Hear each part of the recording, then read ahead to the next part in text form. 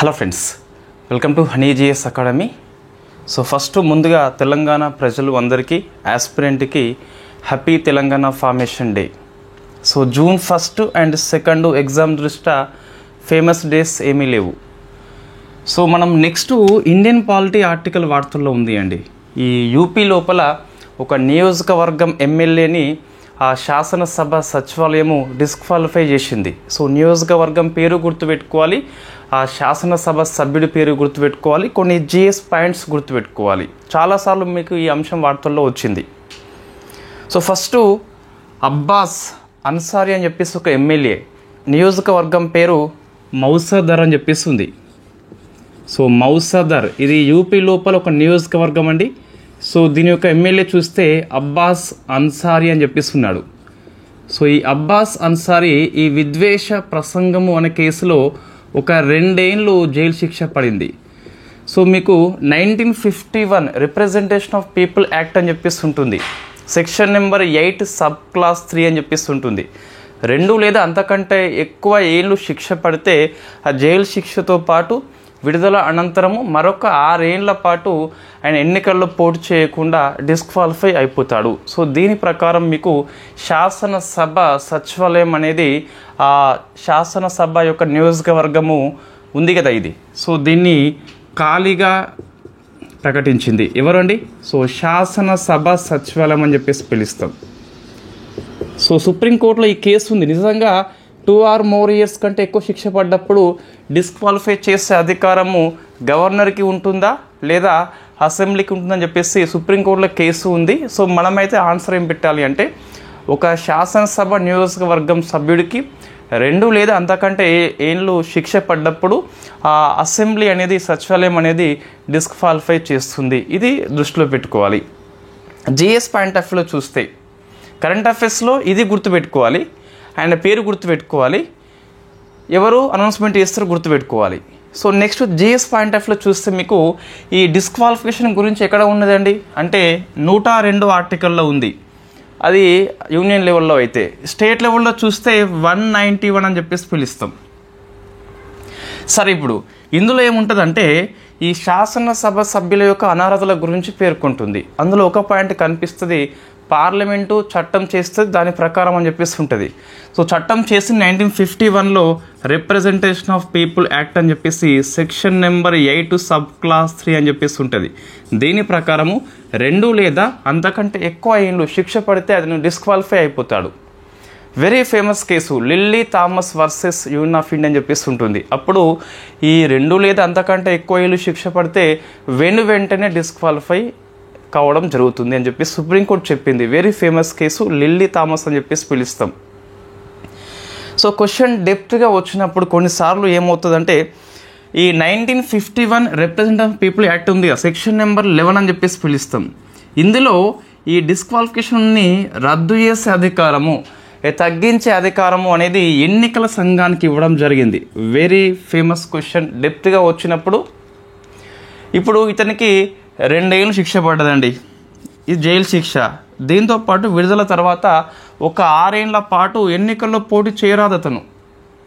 ఒక వ్యక్తికి 4 years శిక్ష పడ్డా అనుకోండి, ఆ 4 years శిక్ష డిస్క్వాలిఫై అయిపోయింది అతను. దాంతోపాటు ఒక 6 years విడుదల అనంతరం ఎన్నికల్లో పోటీ చేయరాదు. అయితే దీన్ని తగ్గించే అధికారము, ఈ డిస్క్వాలిఫికేషన్ తగ్గించే అధికారము, రద్దు చేసే అధికారము ఎన్నికల సంఘానికి ఉన్నదండి. ఇది చాలామంది మనం ఫోకస్ చేయము, మనం ఇక్కడనే ఆగిపోతాం. బట్ క్వశ్చన్ డెప్త్గా వచ్చినప్పుడు ఇది గుర్తుపెట్టుకోవాలి. ఎస్, డిస్క్వాలిఫికేషన్ని రద్దు చేసే అధికారము, తగ్గించే అధికారము ఎన్నికల సంఘానికి ఈ చట్టం ఇవ్వడం జరిగింది. మనకి ఇంతకుముందు సిక్కిం ప్రేమ్ సింగ్ తమర్ అని చెప్పేస్తున్నాడు, ఆయన డిస్క్వాలిఫై అయిపోయింది. వాస్తవంగా ఎన్నికల సంఘం తగ్గించింది, ఆయన సీఎంగా చేయడం జరిగింది. సో అది ఎగ్జాంపుల్ మనకి, ఇది చట్టంలో ఉంది. ఏంటి ప్రూఫ్ అంటే 2019 లోపల ఈ సిక్కింలో ఎమ్మెల్యే అతను డిస్క్వాలిఫై అయిపోయిండు, ఎన్నికల్లో పోటీ చేయరాదు. సో ఆయన్ని సీఎం చేయాలంటే ఎన్నికల్లో పోటీ చేయాలి కంపల్సరీ. సో దాన్ని రద్దు చేసింది, తగ్గించలేదు, ఇంకా రద్దు చేసింది. సో ప్రేమ్ సింగ్ తమాంగ్ అని చెప్పేసి పిలుస్తాం ఆయన పేరు. అది ఒక బెస్ట్ ఎగ్జాంపుల్ మనకి. సో ఇది జిఎస్ పాయింట్స్ అండి, ఇది కరెంట్ అఫైర్స్ మనకి. సో నెక్స్ట్ ఆర్టికల్ చూస్తే ఇది పాలిటీ ఇంకా ఎకనామీ మనకి ఈరోజు ఎటువంటిది వార్తల్లో లేదు. ఈ 4th మీకు RBI monetary policy committee report అని చెప్పేసి వస్తుంది. రెపో రేట్ను తగ్గించవచ్చా పెంచవచ్చా ఎలా చేసింది, సో మనం డిస్కస్ చేద్దాం కంపల్సరీ. ఇది ఏబిపిఎస్ వాళ్ళ సిలబస్లో ఉంది, టీజీపీఎస్ వాళ్ళ సిలబస్లో లేదు, గ్రూప్ 2లో మేబీ యాడ్ చేస్తే యాడ్ చేయవచ్చు. సరే మీ సిలబస్లో లేదు మరి కరెంట్ అఫైర్స్లో ఉంటుంది కదా. సో నెక్స్ట్ అండి డిఫెన్స్ ఆర్టికల్ మీకు వార్తల్లో వచ్చింది. సో స్పేస్ ఆర్టికల్ మీకు వార్తల్లో ఏం లేదు. డిఫెన్స్ చూస్తే యుద్ధంలో సో లేజర్ వెపన్ని, సో లేజర్ ఆయుధాన్ని తొలిసారిగా ఏ కంట్రీ ఉపయోగించింది అంటే సో ఇజ్రాయిల్ అని చెప్పేసి గుర్తుపెట్టు సరిపోద్ది అంతే. డిఫెన్స్ ఆర్టికల్లో మీకు లేజర్ వెపన్ని ఉపయోగించిన ఫస్ట్ దేశం చూస్తే మీకు ఐరన్ బీమ్ అని చెప్పేసి ఐరన్ డోమ్ అని చెప్పేసి మనం డిస్కస్ చేసినాం ఇంతకుముందే. సో అది ఇంకా అమల్లోకి రాలేదు.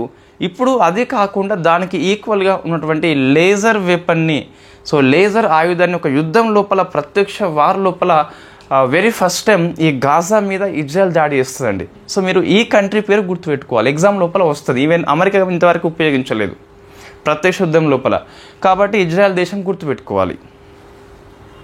వాడు ఇచ్చిన ఆప్షన్ లోపల ఏమొస్తుందంటే ఈ ఉక్రెయిన్ వస్తుంది, లేకుంటే రష్యా వస్తుంది. అన్నీ మీకు జియో పాలిటిక్స్లో యాక్టివ్ ఉన్న కంట్రీసే ఆప్షన్స్ ఇవ్వడం జరుగుతుంది. మొన్న ఏపీపీఎస్సీ కానిస్టేబుల్ పేపర్ ఈజీ వచ్చింది, కానీ హిస్టరీ చూస్తే మీకు చాలా క్వశ్చన్ డైరెక్ట్ పడ్డాయి వాస్తవంగా.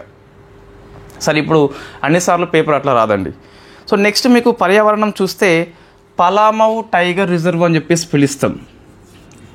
సో మీకు హిస్టరీ షార్ట్ నోట్స్ ఉన్నదండి మన గ్రూప్లో ఉన్నట్టున్నది. అది ఏబిపిఎస్సి గ్రూప్ 2 వల్ల కూడా అంతకుముందు పనికి వచ్చింది ప్రిలిమ్స్ అప్పుడు. మన పీసీ క్వశ్చన్స్ కూడా చాలా క్వశ్చన్స్ దాంట్లోకే వచ్చినాయి. సో షార్ట్ నోట్స్ అనేది ఎప్పుడు పనికి వస్తుంది అంటే రివిజన్కి పనికి వస్తుంది, ఫస్ట్ రీడింగ్కి పనికి రాదు. మీకు తెలుసు అన్ని సబ్జెక్టు ఈజీగా ఎగ్జామ్ టైంలో వేగవంతంగా చదువుకోవాలనుకున్నప్పుడు ఈ షార్ట్ నోట్స్ బాగా యూజ్ అవుతాయి. సో మీకు పలామౌ టైగర్ రిజర్వ్ అని చెప్పేసి వార్తల్లో వచ్చింది. ఇది పిఐబి న్యూస్ అండి. సో బట్ వెరీ ఫేమస్ ఇది. ఎందుకోసం అంటే మీకు ఈ టైగర్ రిజర్వ్ల ఫస్ట్ మొత్తం 9 ఉంటాయి స్టార్టింగ్ 1973-74లో. మీకు ఆ 9లో ఇది ఒకటి అండి, పలామౌ ఫ్రమ్ జార్ఖండ్ అని చెప్పేసి పిలుస్తాం. సో జార్ఖండ్లో ఉంటుంది ఇది. సో ఎందుకు ఇప్పుడు వార్తల్లో వచ్చిందంటే ఇది జార్ఖండ్ యొక్క ఇండియా కాదు, జార్ఖండ్ యొక్క మొట్టమొదటి టైగర్ సఫారీ అండి. సో టైగర్ సఫారీ ఇప్పుడు కరెంట్ అఫైర్స్లో ప్రశ్న వస్తుందా? Jharkhand public service commission exam రాస్తే వాళ్ళకి ఫేమస్. మనకి అవసరం అంటే జస్ట్ ఈ పలామౌ టైగర్ రిజర్వ్ యొక్క రాష్ట్రం గుర్తుపెట్టుకోవాలి. టైగర్ సఫారీ వార్తల్లో ఉంది కాబట్టి సో నేరుగా ప్రశ్న కరెంట్ అఫైర్స్లో మనకి రాకపోవచ్చు, కానీ ఇది జిఎస్ పాయింట్ ఆఫ్ వ్యూలో టైగర్ రిజర్వ్ యొక్క లొకేషన్ని మనం గుర్తుపెట్టుకోవాలి. జార్ఖండ్లో ఫస్ట్ టైగర్ సఫారీ కాబట్టి ఈ పలామౌ గుర్తుపెట్టుకోవాలి.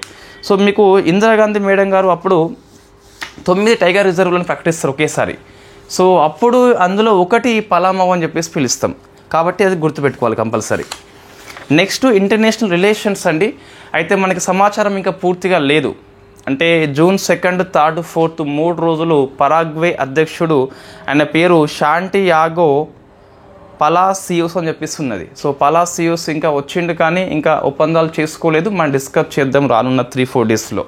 సో శాంటియాగో వచ్చిండు, బట్ వెరీ ఫేమస్. మనకి ఈ దక్షిణ అమెరికా దేశాలు తక్కువ వస్తాయి ఇండియాకి. సో ఇన్ఫ్యాక్ట్ వచ్చినప్పుడు వెరీ ఫేమస్. సో నెక్స్ట్ చూస్తే ఒక 2 ఫేమస్ సమ్మిట్స్ మీకు వార్తల్లో ఉన్నాయండి. 2 కూడా ఫేమస్ సమ్మిట్స్, ఎగ్జామ్లో రాదగ్గ అంశాలు అవి. సో మనం రివిజన్ సిరీస్ లోపల ఈ 2 సమ్మిట్స్ని కంపల్సరీ రాస్తామండి. సో ఫస్ట్ది ఇంటర్నేషనల్ కాన్ఫరెన్స్. అది దేని మీద అంటే గ్లేసియర్ యొక్క రక్షణ మీద. సో గ్లేసియర్ అంటే ఏంటంటే తెలుగులో అంటే హిమాని నదం అని చెప్పేసి పిలుస్తాం, పెద్ద మంచు కొండ అని చెప్పేసి పిలుస్తాం. సో ఈ గ్లేసియర్ యొక్క రక్షణ కోసం అని చెప్పేసి ఒక ఇంటర్నేషనల్ కాన్ఫరెన్స్ జరిగింది. సో ఇక్కడ మీకు అంటే దుషాంబే ఫ్రమ్ తజకిస్తాన్. సో గుర్తుపెట్టుకో కంపల్సరీ, దుషాంబే ఫ్రమ్ తజకిస్తాన్ అని చెప్పేసి పిలుస్తాం. So international conference on glacier రక్షణ అని చెప్పేసి పిలుస్తాం. సో ఇన్ఫ్యాక్ట్ ఇది ఈ 25 ఇయర్ని యుఎన్ఓ అనేది గ్లేసియర్ ఇయర్గా ప్రకటించింది కదా. సో ఆ పాయింట్ ఆఫ్ లో కూడా వెరీ ఫేమస్. సో 2025ని యుఎన్ఓ గ్లేసియర్ ఇయర్గా ప్రకటించింది కాబట్టి వెరీ ఫేమస్. ఈ 25 ఇయర్ని ఎవరెవరు కండక్ట్ చేస్తున్నారంటే ఒకటి యునెస్కో అండి, ఇంకోటి సో ప్రపంచ వాతావరణ సంస్థ రెండు కలిపి కండక్ట్ చేస్తున్నాయి. సో ఇవి రెండు మనం కంపల్సరీ గుర్తుపెట్టుకోవాలి. సో హోస్ట్ ఎవరంటే దుషాంబే అనే నగరము తజకిస్తాన్లో ఉంటుంది. సో మీకు గ్లేసియర్ అని చెప్పేసి పిలుస్తాం కాబట్టి వెరీ ఫేమస్ కాన్ఫరెన్స్ అది. సెకండ్ది ఐటా అంటే ఇంటర్నేషనల్ ఎయిర్ ట్రాన్స్పోర్ట్ అసోసియేషన్, దీన్ని ఐటా అని చెప్పేసి పిలుస్తాం. ఇది 81st సెషన్ అండి. ఇండియా హోస్ట్ చేసింది. సో న్యూఢిల్లీ హోస్ట్ చేసింది. వెరీ ఫస్ట్ టైం కాబట్టి ఒక ఇంటర్నేషనల్ కాన్ఫరెన్స్ ఇండియా హోస్ట్ చేసినప్పుడు మోస్ట్లీ అది ఢిల్లీ అవుతుంది. సో ఢిల్లీ అవుతుంది. మీకు థీమ్ ఏంటి? ఇది మీటింగ్ ఇంకా జరుగుతుంది కాబట్టి ఇంకా థీమ్ వాళ్ళు ఇంకేమి ఇవ్వలేదు, మనం డిస్కస్ చేద్దాం. అయితే ఐటా అని చెప్పేసి మీకు వెరీ ఫస్ట్ టైం 1945లో హవానాలో ఏర్పడింది. హవానా మీన్స్ అది క్యూబా అని చెప్పేసి పిలుస్తాం. స్థాపించబడింది క్యూబాలో, కానీ హెడ్ క్వార్టర్ వచ్చేసి మీకు క్యూబాలో లేదు, మాంట్రియల్ అని చెప్పేసి పిలుస్తాం, ఫ్రమ్ కెనడా.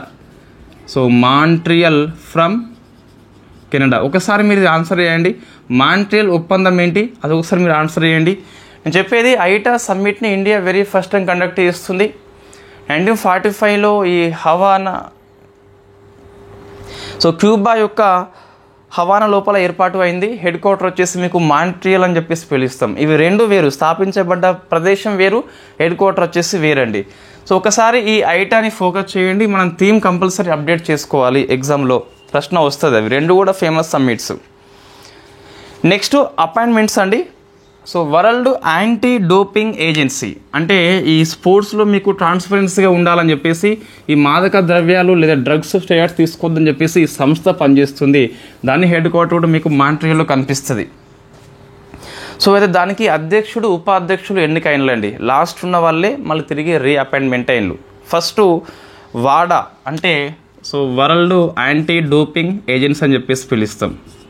దీని అధ్యక్షుడిగా మీకు విటోల్డ్ బాంకా వచ్చిండు. సో విటోల్డ్ బాంకా, దీన్ని మనం ఈజీగా గుర్తుపెట్టుకోవచ్చు అండి. యాంటీ డోపింగ్కి విటోల్డ్, మేము చెప్పిన మీరు డోపింగ్ చేయొద్దని చెప్పేసి, డోపింగ్ చేస్తే మన నిషేధం అయితే పడుతుంది. నెక్స్ట్ ఉపాధ్యక్షురాలు మహిళ అండి. ఆమె సో మహిళ ఇప్పుడు యంగ్ కాబట్టి యాంగ్ అని చెప్పేసి పిలుస్తాం. సో వాళ్ళు వయసు జనరల్గా తక్కువ చూపిస్తారు. సో యాంగ్ అని చెప్పేసి పిలుస్తాం. ఇది స్టెరియో టైపు ఒపీనియన్ కాదు, జస్ట్ మనకి గుర్తుపెట్టుకోవాలని చెప్పేసి ఒక ఫన్నీగా చెప్పడం జరుగుతుంది. రైస్ యాంగ్ అని చెప్పేసి పిలుస్తాం. సో ఇన్ఫ్యాక్ట్ వీటోల్డ్ మీకు ఇది ఒకటి సామెత ఉంటుంది, అబ్బాయిల జీతము అమ్మాయిల వయస్సు అడగద్దు అని చెప్పేసి. సో అట్లా మనం ఈజీగా గుర్తుపెట్టుకోవచ్చు. యాంగ్ అని చెప్పేసి మహిళ ఉంది, వీటోల్డ్ చెప్పిన మేము యాంటీ డోపింగ్ ఇన్ఫ్యాక్ట్ డోపింగ్ చేయొద్దు అని చెప్పేసి అట్లా గుర్తుపెట్టుకోవచ్చు. నెక్స్ట్ అండి, పోర్చుగల్కి కొత్త ప్రధానమంత్రి వచ్చిండు. ఆయన పార్టీ పేరు డెమోక్రటిక్ అలయన్స్. అయితే ఆయన వ్యక్తి పేరు చూస్తే లూయిస్ మాంటెనెగ్రో అని చెప్పేసి పిలుస్తాం. సో లూయిస్ మాంటెనెగ్రో అని చెప్పేసి పిలుస్తాం. సో కొన్నిసార్లు పోర్చుగల్ దేశం అనేది వార్తల్లో ఉంటుంది కాబట్టి సో ఇది మనం కంపల్సరీ గుర్తుపెట్టుకోవాలి. ఈ డిఎస్సి వాళ్ళకు పోర్చుగల్ రాజధాని లిస్బన్ అని చెప్పేసి టైగర్స్ నది ఒడ్డున ఉంటుంది. అది డిఎస్సి వాళ్ళకు వెరీ ఫేమస్ జీకే. నెక్స్ట్ రెండు ఆపరేషన్స్ వార్తల్లో ఉన్నాయండి. ఒకటి మనం లాస్ట్ మంత్ డిస్కస్ చేసినాం ఈ పాకిస్తాన్ ఆందోళన నేపథ్యం లోపల. ఏది అంటే ఆపరేషన్ షీల్డ్ అని చెప్పేస్తుంది. సో ఏంటి ఆపరేషన్ షీల్డ్ అంటే, సో దీన్ని మనము సో ఏదన్నా బాహ్య ముప్పు ఎక్స్టర్నల్ థ్రెట్ వచ్చినప్పుడు ఎలా ఎదుర్కోవాలని చెప్పేసి ఒక మాక్ డ్రిల్ కండక్ట్ చేస్తాం మనం. అదే ఆపరేషన్ షీల్డ్గా పిలుస్తాం. ఈసారి ఈ వెస్టర్న్ సెక్టార్ అని చెప్పేసి రాజస్థాన్, పంజాబ్, గుజరాత్ ఉంది, ఇటువైపు పశ్చిమ వైపు కండక్ట్ చేయడం జరిగింది. అందుకే మీకు ఆపరేషన్ షీల్డ్ అని చెప్పేసి వార్తల్లో ఉంది. ఒక సంసిద్ధత కార్యక్రమం అండి. మనం ఎలా ఎదుర్కోవాలని చెప్పేసి మనం ముందస్తే ప్రాక్టీస్ చేస్తాం. దీన్ని మాక్ డ్రిల్గా పిలుస్తాం. మనం మాక్ టెస్ట్ రాస్తాం కదా ఎగ్జామ్ లోపల. సో అది ఒక నాకు గుర్తుకొచ్చింది. మనం రేపటి నుంచి మీకు ఇంతకుముందు గ్రూప్లో షెడ్యూల్ ఇచ్చి పడేసిన ఏంటి రివిజన్ అని చెప్పేసి. మన క్లాసెస్ ఇంకా ఉన్నాయి, అవి కంటిన్యూ అవుతాయి. సో రివిజన్ మీరు నేను సండే మాత్రం ఎగ్జామ్స్ పెడతాను. సో ప్రతి సండే ఎగ్జామ్ ఉంటుంది. ఎలా ఉంటుంది మీ షెడ్యూల్? ఇంత మనం ఒక లైవ్ సెషన్ మనం కండక్ట్ చేద్దాం, అందులో ఒకసారి వివరణ ఇద్దాం ఎలా ఉంటుందని చెప్పేసి. 5 days రీడింగ్, ఒకరోజు ఎగ్జామ్, ఒకరోజు రెస్ట్ మీన్స్ ఎవరన్నా ఈ 5 daysలో అందుకోలేకపోతే వాళ్ళకు పనికి వస్తుంది. మీరు ఎంప్లాయీ అయినప్పటికీ, స్టూడెంట్ అయినప్పటికీ, లేదా హౌస్ వైఫ్ అయినప్పటికీ ఏదైనా ఈ షెడ్యూల్ అనేది ఈజీగా ఫాలో కావచ్చు. ఒక 6 hours కంపల్సరీ కేటాయించాల్సిన అవసరం ఉంటుంది. న్యూ క్లాసెస్కి ఒక 2 hours, రివిజన్కి ఒక 4 hours. సో నెక్స్ట్ మీకు ఆపరేషన్ స్పైడర్ వెబ్ అని చెప్పేసి కూడా వార్తల్లో వచ్చింది. సో ఆపరేషన్ స్పైడర్ వెబ్ అని చెప్పేసి వచ్చింది. ఇది ఉక్రెయిన్ అనేది రష్యా మీద దాడి చేస్తుంది, దానికి ఒక డ్రోన్ అటాక్ అని చెప్పేసి ఉంటుంది. సో మీకు వార్తల్లో కనిపించిన స్పైడర్ వెబ్ ఏంటి అంటే రష్యా మీద ఉక్రెయిన్ యొక్క డ్రోన్ అటాక్ అని చెప్పేసి పిలుస్తాం. ఓన్లీ 1 word క్వశ్చన్స్ మీకు ఈరోజు వార్తలు ఉన్నాయండి. నెక్స్ట్ బుక్స్ చూస్తే శ్రీనాథ్ రాఘవన్ పుస్తకం వచ్చేసి ఇందిరాగాంధీ మీద పుస్తకం ఇది. సో శ్రీనాథ్ రాఘవన్ ఏం పుస్తకము అంటే Indira Gandhi years that transform India అని చెప్పేసి, ఇండియా అనేది ఇందిరాగాంధీ పిఎంగా ఉన్నప్పుడు ఎలా పరివర్తన అని చెప్పేసి ఇందిరాగాంధీ యొక్క కార్యక్రమాలను ఇనిషియేట్ని హైలైట్ చేస్తూ పాజిటివ్ వేలో పుస్తకం కనిపిస్తుంది. సో రాఘవన్ అని చెప్పేసి ఆ రచయిత పేరు గుర్తుపెట్టుకోవాలి. నెక్స్ట్ ఏపీ ఆర్టికల్స్ ఏం లేవండి. మనం జూన్ 1 నుంచే రేషన్ అని చెప్పేసి మనం మేలో డిస్కస్ చేసినాం, మళ్ళీ ఇక్కడ రాయలేదు ఎందుకు అని చెప్పేసి, రిపీట్ అవసరం లేదని. తెలంగాణ చూస్తే ఈరోజు తెలంగాణ ఫార్మేషన్ డే అండి. చాలామంది అమరవీరుల యొక్క త్యాగాల ఫలితము, చాలామంది విద్యార్థులు, ఉద్యమకారులు, ఇన్ఫ్యాక్ట్ సబ్బండ వర్గాలు అనేవి, సో అన్ని పార్టీల సహకారంతో ఇది మనకి సిద్ధించింది వాస్తవంగా. సో కొన్ని కళలు ఇంకా మన కళలు కానీ మిగిలిపోయినాయి. ఇన్ఫ్యాక్ట్ ఎక్కువ చూస్తే ఈ అన్ఎంప్లాయ్మెంట్ విషయం లోపల అంత ఈరోజు పాజిటివ్ న్యూస్ మనకి ఇంకా ఏమీ రాలేదండి. కనీసం సిలబస్ కమిటీ రిపోర్ట్ మనం ఎక్స్పెక్ట్ చేసినాం. సో నోటిఫికేషన్లు అనేవి ఇప్పటికిప్పుడు సాధ్యంగా అని చెప్పేసి అందరికీ తెలుసు. కనీసం సిలబస్ కమిటీ, జాబ్ క్యాలెండర్ ఒక నమ్మకం కలిగించే ప్రకటన చేయాల్సిన అవసరం ఉండేది. మేబీ ఈ 5th క్యాబినెట్ మీటింగ్ ఉంది కదా, కనీసం ఆ రోజన్నా చేయాలి. సో చేయకుంటే మనము కంపల్సరీ ఫైట్ చేయాల్సిన అవసరం ఉంటుంది. ఎస్, మనం ప్రభుత్వాన్ని విమర్శించే హక్కు కలిగి ఉంటాం ఆర్టికల్ 19(1)(a) కింద. ఎట్లా కన్స్ట్రక్టివ్ మేనర్లో ఉండాలి కంపల్సరీ. సో మనం ఫైట్ చేయాలి కంపల్సరీ మన యొక్క హక్కుల కోసము. ఫైట్ చేయకుండా ఇన్ఫ్యాక్ట్ అది సాధ్యమైతే కాదు. ఇప్పుడు చూస్తే మనకు అదే కనిపిస్తుంది. రైట్. అయితే ఈ రాష్ట్ర అవతరణ వేడుకలకి ముఖ్య అతిథి, ఇది వెరీ ఫస్ట్ టైం, ఇంతకుముందు మనకి ఇటువంటి కనిపించదు. సో ఇక్కడ జపాన్ యొక్క ఒక నగరం పేరు ఉన్నది, దాని పేరు కితాక్యాషు అని చెప్పేసి పిలుస్తాం. ఇది నగరం పేరండి. ఈ కితాక్యాషు యొక్క మేయర్, నగరానికి ఎవరు ఉంటారు? మేయర్ ఉంటారు. ఆయన పేరు కజుహిసా టకేచి. సో ఇంత హార్డ్ పేరు కాబట్టి మనకి కంపల్సరీ గుర్తుంటుంది. సో కజుహిసా టకేచి అని చెప్పేసి పిలుస్తాం. సో వెరీ ఫస్ట్ టైం ముఖ్య అతిథిగా వచ్చింది కాబట్టి చెప్పలేము, మనకి ఎగ్జామ్లో ప్రశ్న వస్తే రావచ్చు తెలంగాణ ఎగ్జామ్స్ లోపల. రైట్. ఇప్పుడు మనకి నోటిఫికేషన్ల గురించి ఏం క్లారిటీ, ఏబీఎస్ వాళ్ళకు క్లారిటీ ఉన్నదండి. ఈ గ్రూప్ 2 అయితే దగ్గరలో అయితే మీకు పడదు. ఇది అంటే 25 yearలో మీరు ఎగ్జామ్స్ అయితే రాయరు, అది కన్ఫామ్. ఇంకా తెలంగాణ వాళ్ళకి కొంచెం ఆశలు కనిపిస్తున్నాయి. ఒక 1 hourకి మొత్తం పూర్తిగా పోతున్నాయి, మళ్ళీ 1 hourకు కనిపిస్తున్నాయి, మళ్ళీ 1 hourకి పోతున్నాయి. సో ఇది ఇన్ఫ్యాక్ట్ ఆన్ అండ్ ఆఫ్ మెథడ్లో మనం పోతున్నాం. సో మనం ఏం చేయాలని చెప్పేసి లైవ్లో మాట్లాడుకుందాం. సో ఫైట్ చేయాలి కంపల్సరీ. ఫైట్ చేస్తూనే స్టడీ చేయాలి. సో స్టడీ అండ్ వర్క్ కూడా చేయాలి. ఎందుకంటే కొంతమందికి ఆర్థిక పరిస్థితి తక్కువ ఉంటుంది. సో వాళ్ళు కంపల్సరీ జాబ్ చేస్తే తప్పితే డబ్బులు రావు ఇంటి నుంచి మనకి. సో స్టడీ చేయాలి, వర్క్ చేయాలి అండ్ స్ట్రగుల్ చేయాలి. కంపల్సరీ యుద్ధం కూడా, యుద్ధం కాదు ఇక్కడ, మనం ఆందోళన చేయాలి కంపల్సరీ, లేకుంటే సాధ్యమైతే కాదు. So thank you very much. చెప్పేది శాంతియుతంగా మన హక్కుల కోసం ఫైట్ చేయాల్సిన అవసరం కనిపిస్తుంది. Thank you very much.